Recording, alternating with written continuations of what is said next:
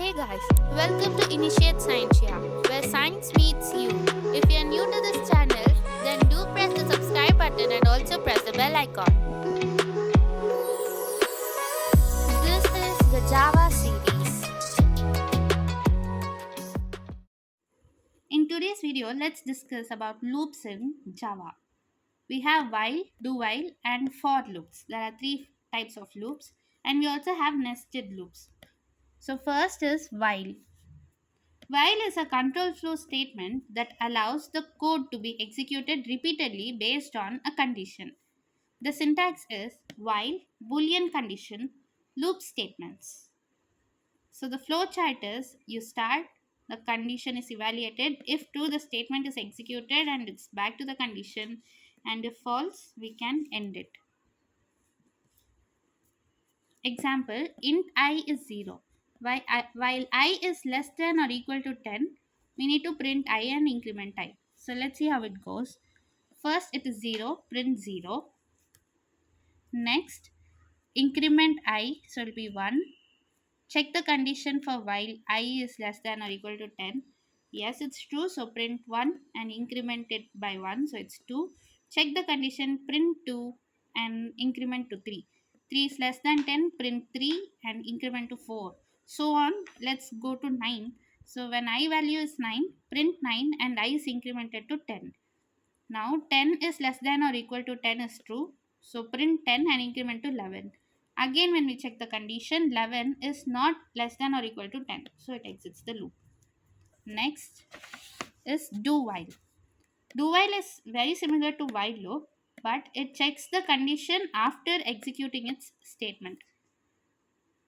It is an exit control loop.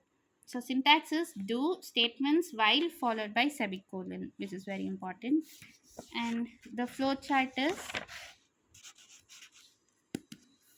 start statement, then the condition is checked. If true, again execute the statement, go to condition. If the condition is false, then end. Example, int I is 0, do print I plus plus, increment the value of I while I is less than or equal to 10. So it works in a similar way, but while we go to the value of I equal to 9, let's see how it works. So I is 9, print it, then increment to 10, check the condition, it's true, so print it, increment the value of I to 11, that is by 1, and then check the condition, it's false, so exit. So it prints from 0 to 10. Next, for is a concise way of writing loop structures. It consumes initialization, condition checking, and then increment or decrement operation is does happen. Next, the syntax, it is for initialization, testing condition, increment or decrement, and the statements. Flow chart. So if we start, initialize the value, check the condition. If the condition is true, then evaluate the statements in the for loop, then increment or decrement the variable's value, check the condition, and it goes in a loop. If the condition is false, it's end. Example, for I equal to 0, I is less than or equal to 10, I plus plus.